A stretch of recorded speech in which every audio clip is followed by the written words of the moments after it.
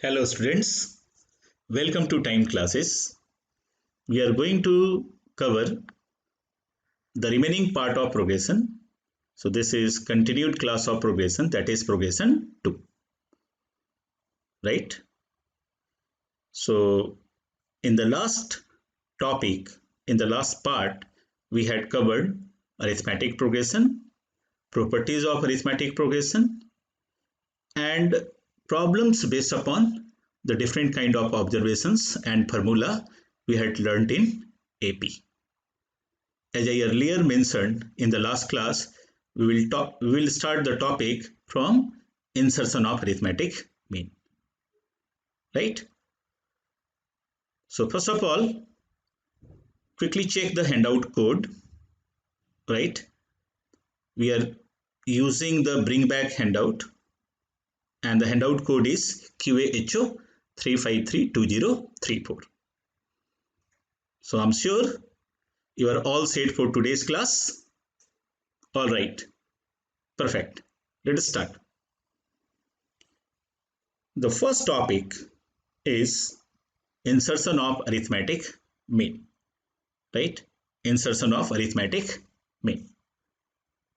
So let us assume that we have two constant a and b, and we have to insert n arithmetic mean between a and b. N arithmetic mean between a and b, like a1, a2, a3, and so on an, right?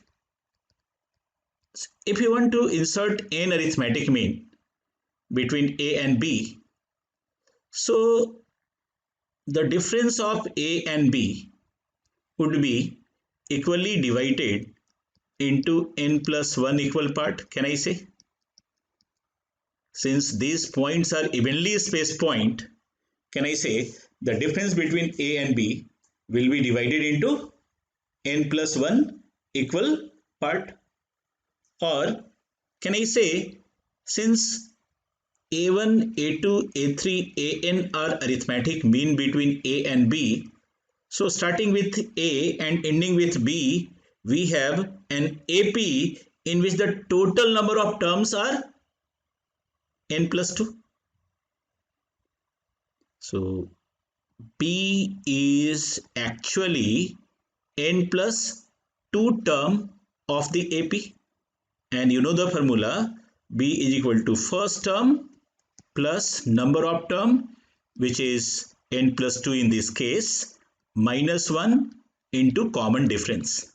Can I say d is basically b minus a divided by n plus 1.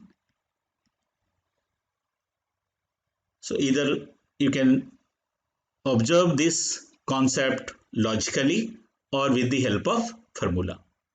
So if we have n arithmetic mean between a and b, means the difference of a and b is divided into n plus 1 equal part, and we have an AP in which the total number of term is n plus 2, and the first term of the AP is a, and n plus 2 term of the AP is b.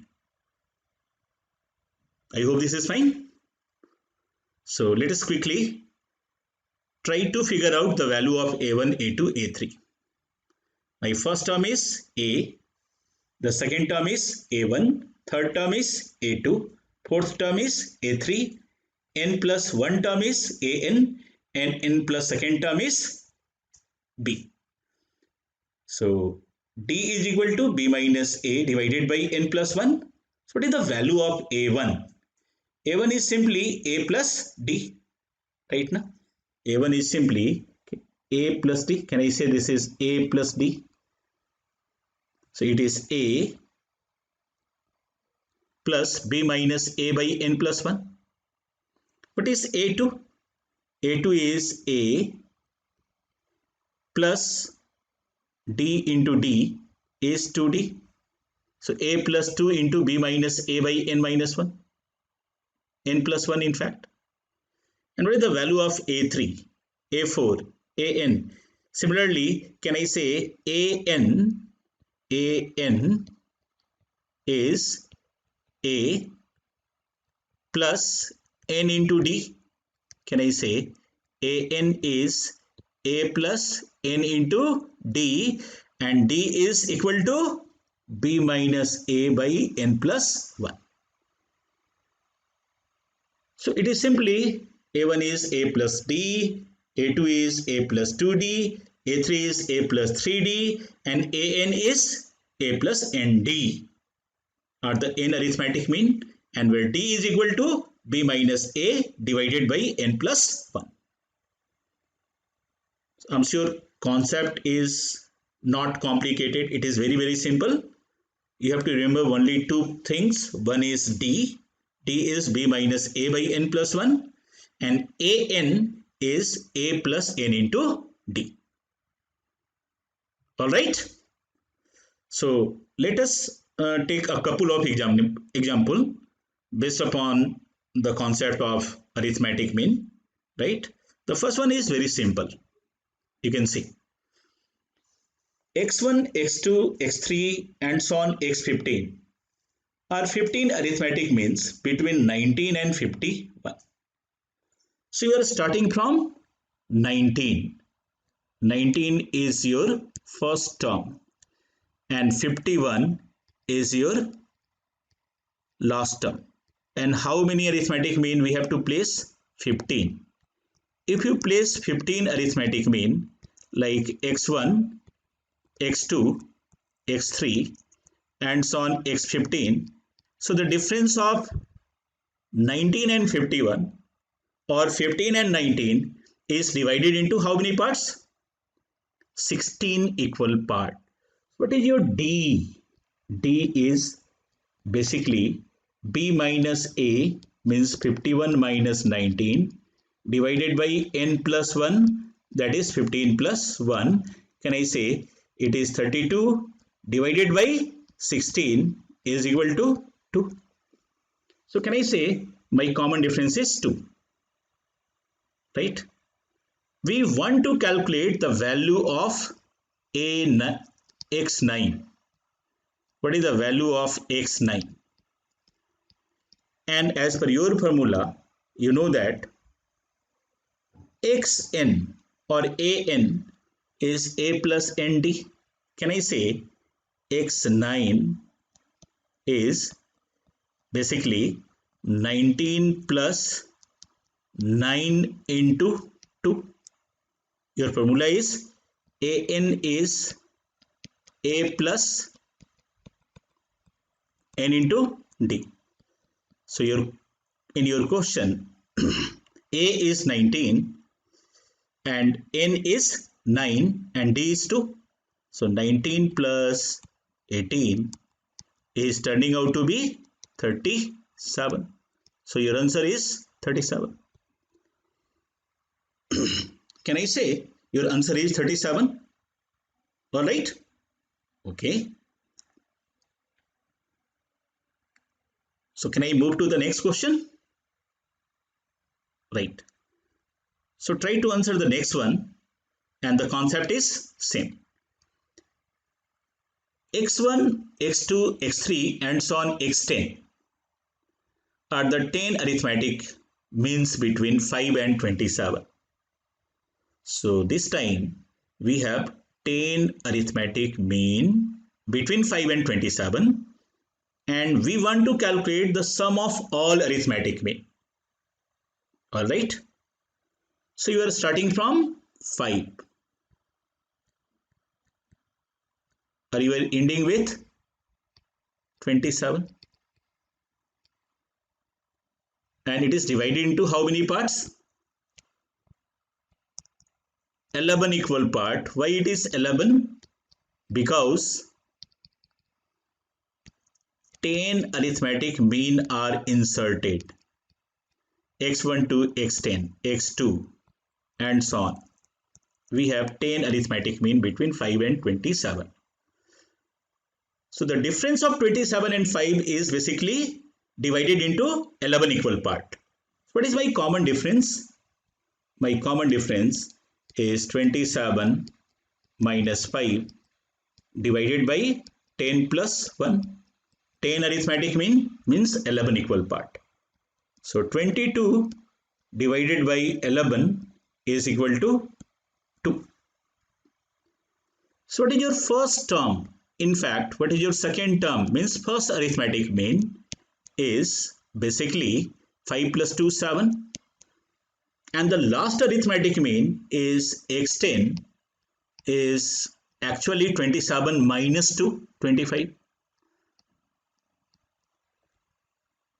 You know that if there are n arithmetic mean between 5 and 27, then we have a greater AP whose first term is 5 and last term is 27, whose second term is 7 and the second last term is 25. And your question is the sum of all these 10 numbers.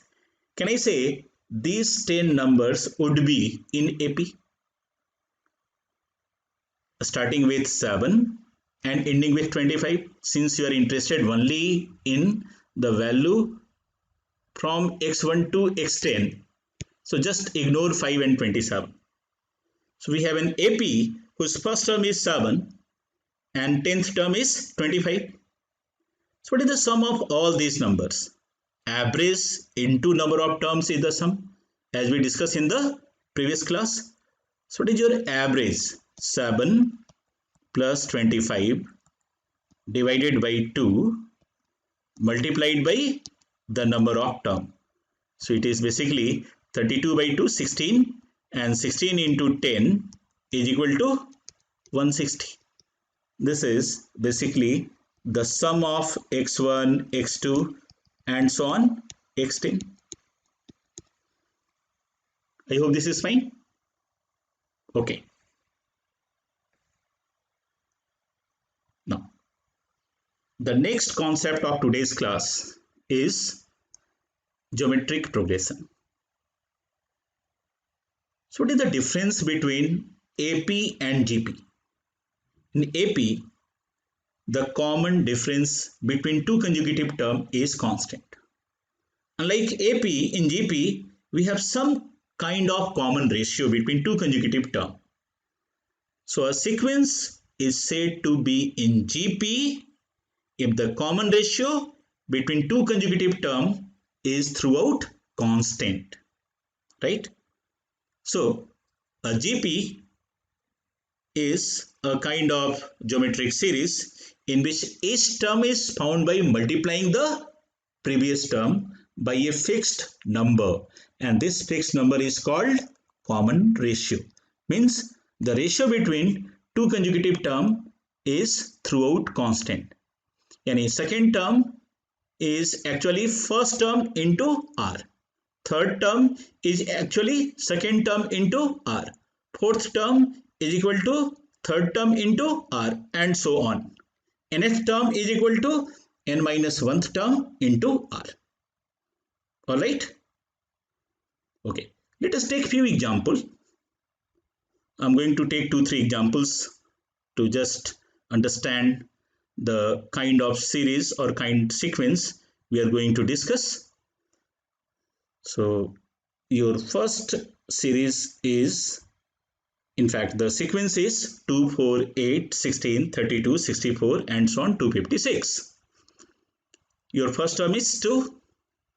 The second term is 4, which is followed by 8, which in turn followed by 16. So you can quickly observe one thing. Your first term is 2 and your common ratio is also 2, right? Similarly, suppose we have a sequence like this: 243, 81, 27, 9, 3, 1, 1 by 3. You can quickly sense one thing. Unlike previous example, in this case numbers are in decreasing pattern. So certainly my ratio is lesser than 1. If my ratio is greater than 1, then my geometric sequence is increasing. Whereas if my sequence is decreasing, then my common ratio must be lesser than 1. So this time My first term is 243. So 243 into 1 by 3 is 81, and 81 into 1 by 3 is 27. 27 into 1 by 3 is 9, and so on. So my first term is 243 and my common ratio is 1 by 3. Clear? Okay. Now look at the new sequence. First of all, answer my question whether the given sequence is in AP or not. 64, 80, 100, 125.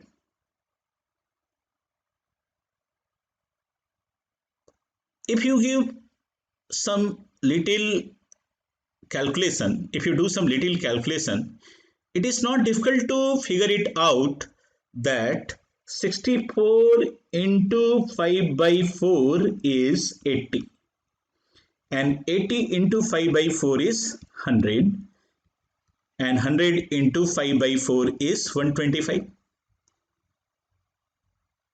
Can I say?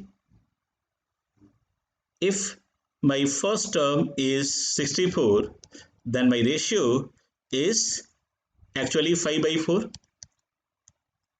right? All right. Suppose we have three terms in GP. Let's say A, B, and C. A, B, and C are in GP. Can I say the ratio between A and B is same as the ratio between B and C? Can I say B by A is same as C by A? Can I say, in fact, C by B, rather C by B? Can I say B square is equal to AC? So whenever you have three terms in AP like A, B, and C, can I say B square is equal to AC? So if A, B, and C are in GP, B square is equal to A into C.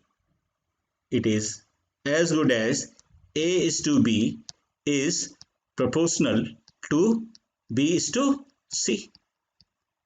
So B square is equal to AC.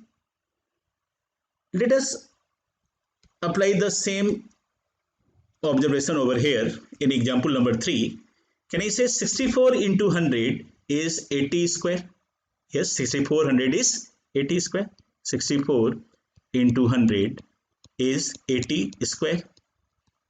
Similarly, 243 into 27 is equal to 81 square. Can I say? Or 2 into 8 is equal to 4 square. So this observation is true for any three consecutive terms of GP. Can I say if A, B, and C are in GP, then B is basically the geometric mean of A and C. Right? Good. Move to the next slide, and I'm going to discuss the sum of GP. In the last class, we had discussed the sum of AP, sum of n terms of AP. Similarly, we are going to discuss sum of n terms of GP. But first of all, you need to figure it out what is the nth term of GP. So the part 1 is nth term of GP, and the part 2 is sum of n terms of GP. So let us consider a geometric progression in which your first term is A and the common ratio is R. First term is A and your common ratio is R. Can I say if first term is A, then my second term is simply A multiplied by R, and the third term is A into R is basically AR square. So third term is basically second term multiplied by R, and AR in R, AR into R is turning out to be AR square. Similarly, the fourth term is AR square into R is AR raised to the power 3. Similarly, what would be the value of nth term? a into r raised to the power n minus 1. Third term is ar power 2. Fourth term is a into r power 3. So nth term is a into r power n minus 1. Right? For example, suppose my first term is 3 and my common ratio is 2. Find the fifth term, means T5 of the geometric progression. So fifth term is basically a into r raised to the power 4. So my answer is 3 into 2 raised to the power 4 is 48. Alright. Similarly, suppose my first term is 16 and my common ratio is 1 by 2. Find the seventh term of the GP. Can I say seventh term is a into r raised to the power 6 is basically 16 into 1 by 2 raised to the power 6 is 16 upon 64 is 1 upon 4. Alright. So you can see in these two examples, we can easily calculate the value of nth term provided that first term and common ratio is given. Alright. Now move to the few questions based upon the application of nth term.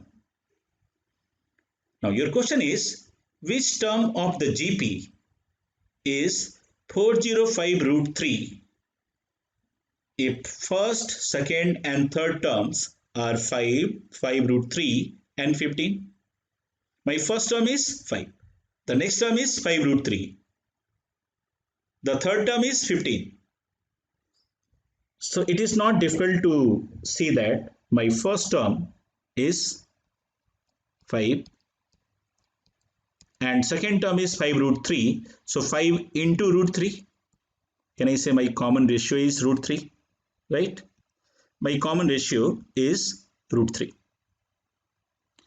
Now, suppose my nth term is 405 root 3. So what is the formula of nth term? Can I say 5 into root 3 raised to the power n minus 1 is 405 root 3. Right? So root 3 raised to the power n minus 1 is basically 81 root 3. If 405 root 3 is divided by 5, it is 81 root 3. Right? No. So it is 3 raised to the power 1 by 2 is, you know that root 3 is 3 raised to the power 1 by 2. Raised to the power n minus 1 is 3 raised to the power 4 into 3 raised to the power 1 by 2 is equivalent to 3 raised to the power n minus 1 by 2. Power 2 power is multiplication and 3 raised to the power 4 into 3 raised to the power 1 by 2 is 3 raised to the power 4 plus 1 by 2 is basically 9 by 2. Now can I say n minus 1 by 2 is equal to 9 by 2, then n minus 1 is 9 and n is turning out to be 9 plus 1, 10. Can I say? My answer is 10. Which option is correct? Option number 3 is the right answer option. Alright? Okay. Now, move to the next question. It is known that the fourth term and eighth term of a GP is 5 and 125. Find the 12th term of the series. So this is question number 16 from your handout. Please read the question carefully. The fourth term and eighth term of a GP is 5 and 125. Find the 12th term. Can I say the fourth term is how much? Fourth term is 5, यानी a multiplied by r raised to the power 3 is fourth term, provided that a is the first term and r is the ratio, is 5. And your eighth term t8 is a into r raised to the power 7 is 1 upon 125. So from 1 and 2, can I say if 1 is or 2 is divided by 1, can I say t8 divided by t4 is r raised to the power 4, a cancel out, r7 by r3 is r raised to the power 4 is 1 by 625. Yes, 1 by 125 divided by 5 is 1 by 625. T8 divided by T4. So what is the value of R? R is actually 1 by 5. So once you get the value of R, you can easily find out the value of A. Now just apply or just insert the value of R in this equation. A into 1 by 5 raised to the power 3 is how much? 5. So A is how much? 5 raised to the power 4 is 625. And what we need to find out? The 12th term of the series. Can I say the 12th term is basically 625 into how much? 1 by 5 raised to the power how much? Since it is 12th term, it is 1 by 5 raised to the power 12 minus 1, 11. So 625 is 5 raised to the power 4 divided by 5 raised to the power 11 is 1 upon 5 raised to the power 7. Which option is correct? Option number 3 is the right answer option. Alright? Okay.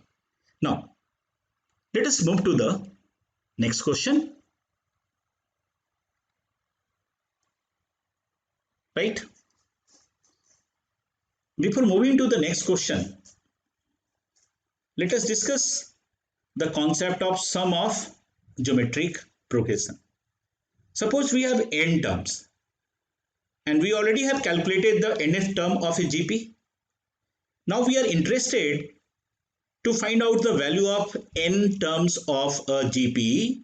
Suppose n terms of a GP is Sn, whose first term is A and the common ratio is R, right? So we need to calculate Sn, whose first term is A and your common ratio is R. Now what is the value of Sn? Is A plus AR plus AR square plus AR cube and so on, ARn minus 1, first term to nth term.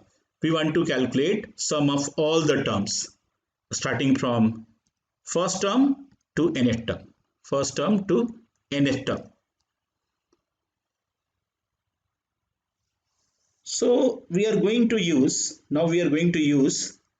the shift method. We want to multiply Sn from some constant, so the maximum of Sn is cancelled out, right? If Sn is multiplied by R, then it is turning out to be R into Sn.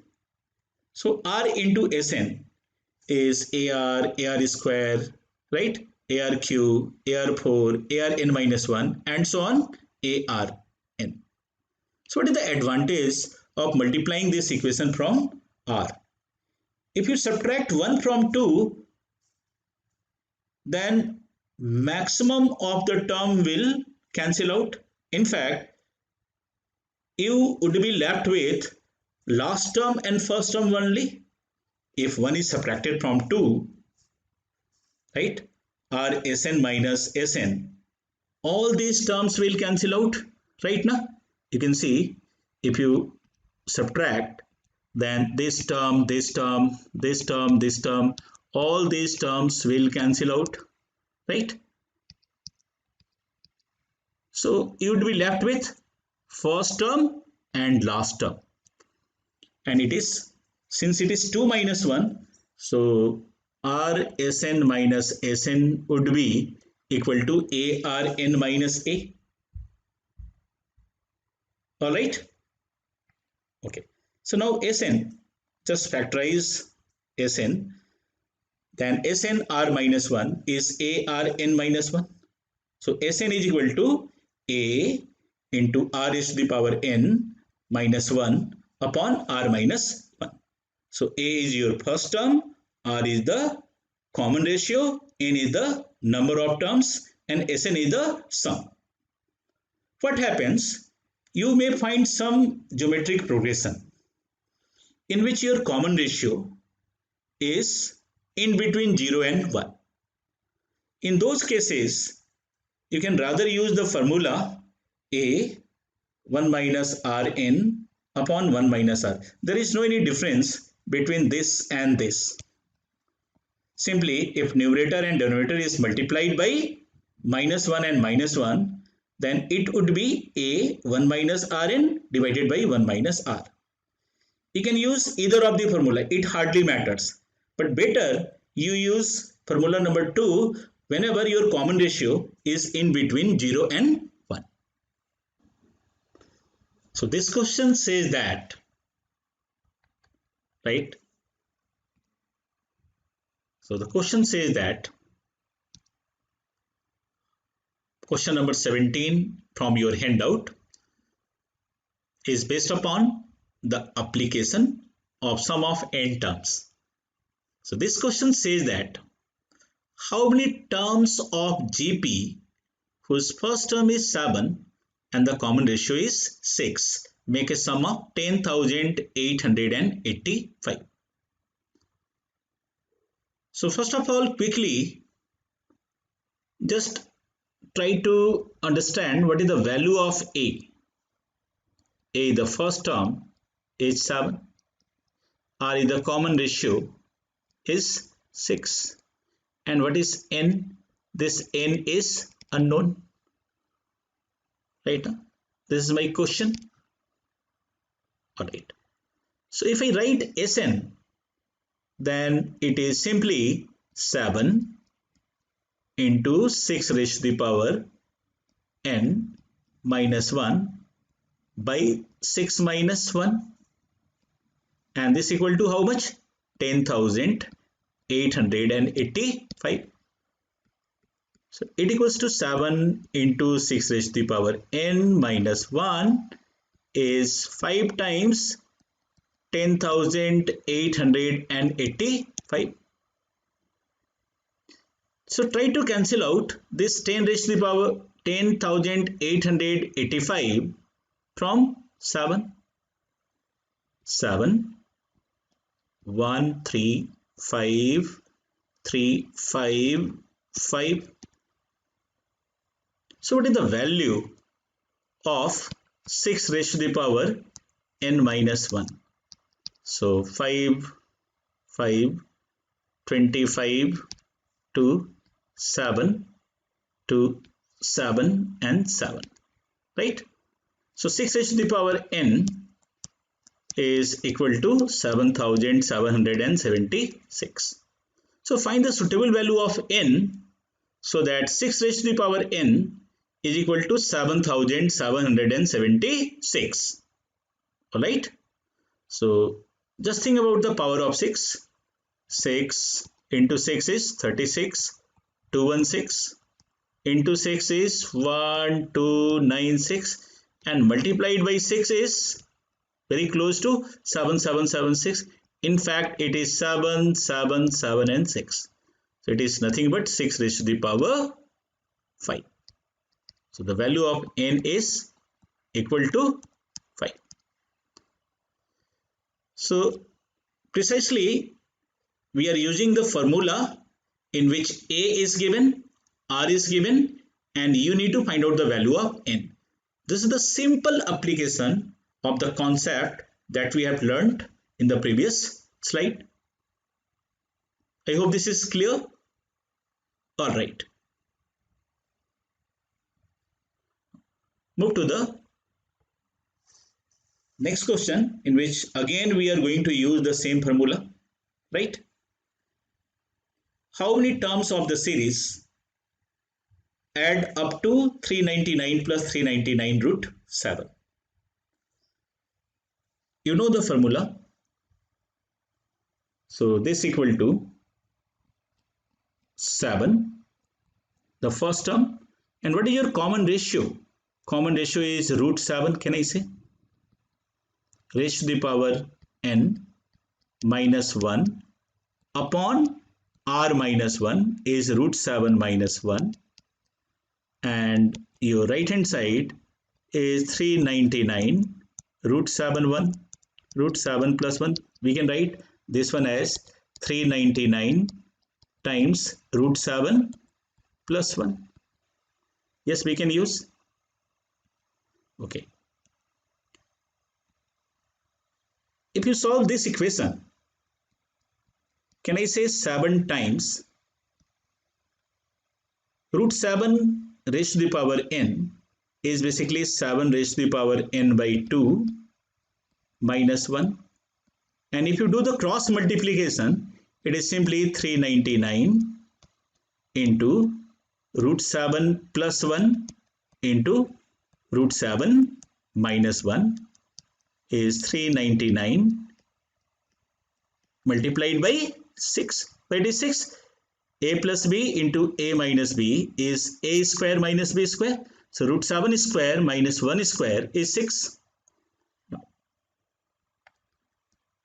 7 times 7 raised to the power n by 2 minus 1 is 399 into 6. So 7, if you cancel 399 from 7, 7 5 ja, 4, 7 7 ja. So can I say 7 raised to the power n by 2 minus 1 is 342, right? Rather it is minus 1 over here, right?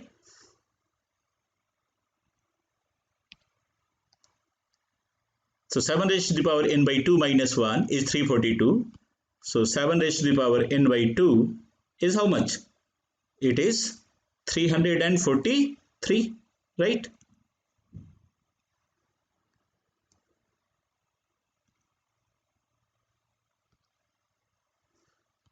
So 7 raised to the power n by 2 is 343 is equal to 7 raised to the power 3.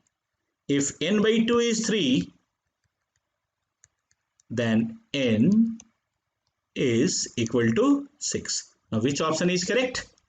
N equal to 6 is the right answer option.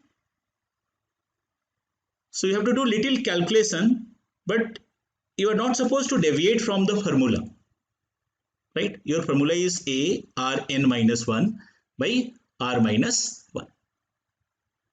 All right. Now I'm going to cover a very useful concept. What happens if your common ratio is in between minus 1 and 1 and number of terms is basically tending to infinity. Right now, if your common ratio is in between minus 1 and 1 and the number of terms is tending to infinity. So let us discuss the concept first, or the formula first. This is also known as sum of infinite GP. All right. So let us assume that your first term is A and your common ratio is R, where mod R is less than 1. Mod R means the absolute value of R is less than 1. So R lies between minus 1 to 1 and n is tending to infinity. And you know the formula. I have mentioned one formula. When R is less than 1, then Sn is how much? A into 1 minus Rn by 1 minus R, right? You know this formula. But this time our constant is mod r is less than 1 and n is tending to infinity. You know that whenever my number is in between -1 to 1 or 0 to 1, whatever, if I take higher power, then the result will keep decreasing. 1 by 2 raised to the power 2 is 1 by 4. 1 by 2 raised to the power 3 is 1 by 8. 1 by 2 raised to the power 4 is 1 by 16, and so on and so forth. If you take the higher power of r, the number will tending to 0. If I take a very big power of 1 by 2, my number is 1 by 2 raised to the power n. Since denominator is big number tending to infinity, the value of r raised to the power n is tending to 0. Can I say if r is 1 by 2, then r raised to the power n is 1 by 2 raised to the power n is tending to 0 when n is tending to infinity. Alright. So if I factorize this, it becomes a upon 1 minus r minus a r n divided by 1 minus r. Alright. Since your r raised to the power n is tending to 0, can I ignore this portion? Can I ignore this portion? Because this part is ultimately going to be tending to 0. If I ignore the second part, the sum of n terms is likely to be a divided by 1 minus r. The sum of n terms is first term divided by 1 minus common ratio. Why? Because this part is cancel out. This part is tending to 0. I hope this is fine. So now formula is little easy to memorize. Sum of n terms of an infinite GP is first term divided by 1 minus common ratio. Or you can say sum of infinite term is first term divided by 1 minus common ratio. And remember one thing, your common ratio always lies between -1 to 1. Alright, this is very useful formula. Simply it is a divided by 1 minus r. Alright, now try to solve few questions based upon this simple formula. In an infinite GP,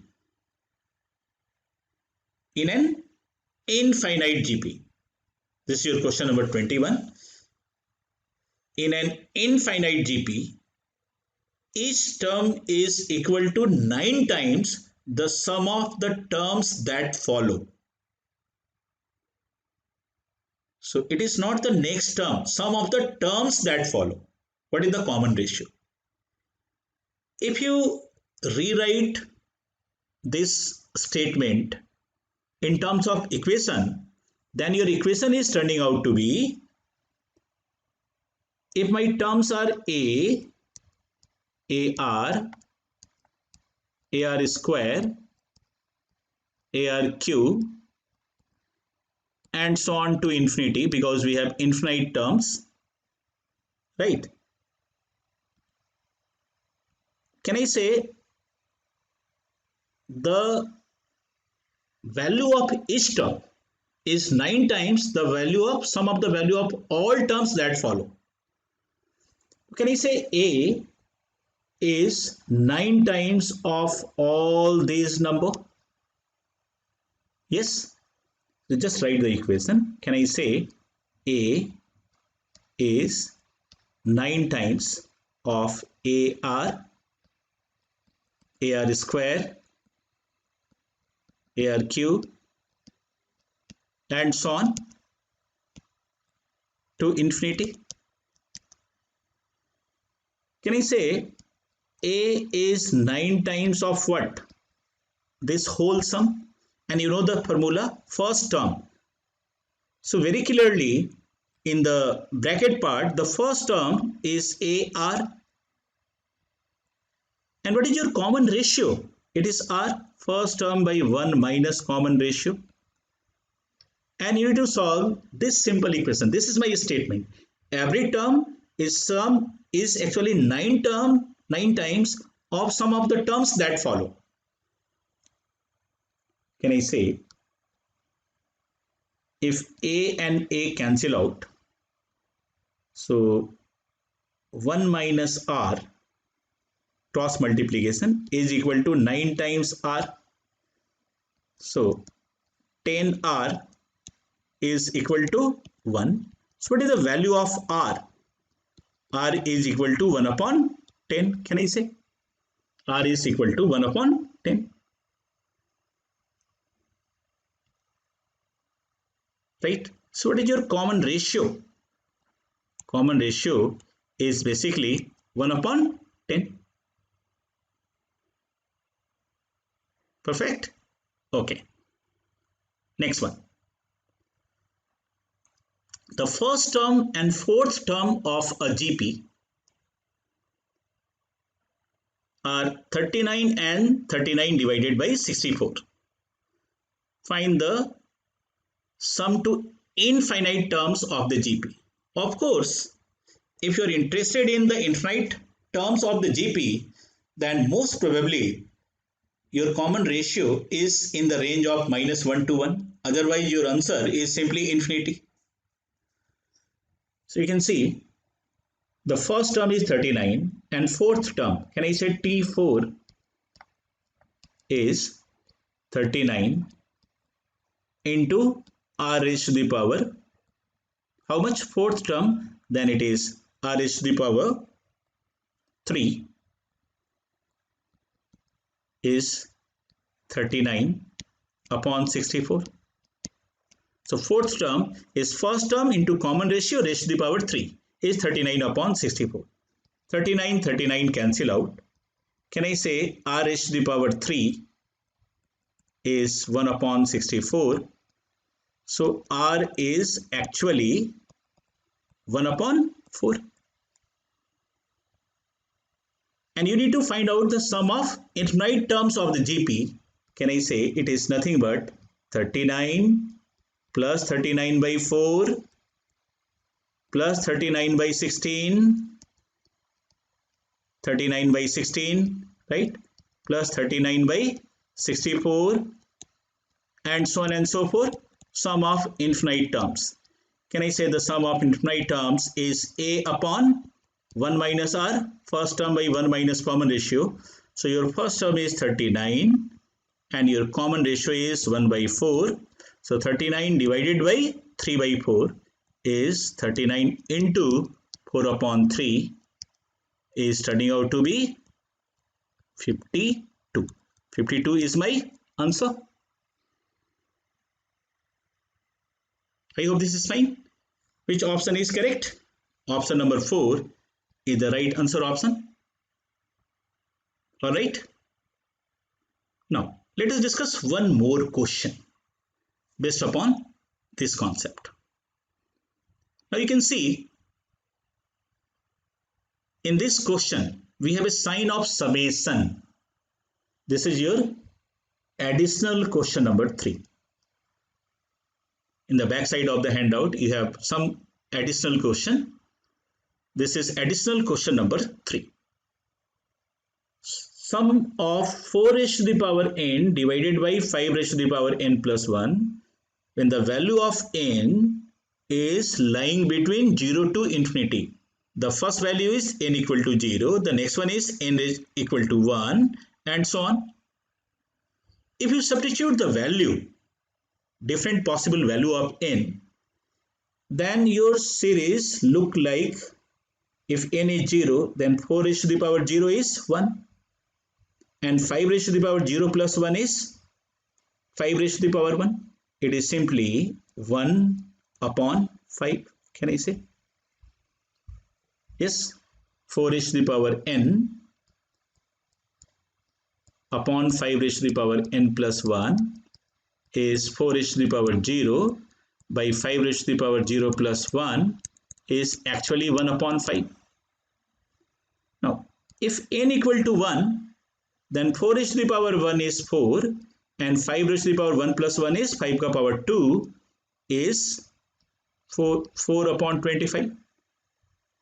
If n is 2, then 4 raised to the power 2 is 16 and 5 raised to the power 2 plus 1 is 5 raised to the power 3 is 125.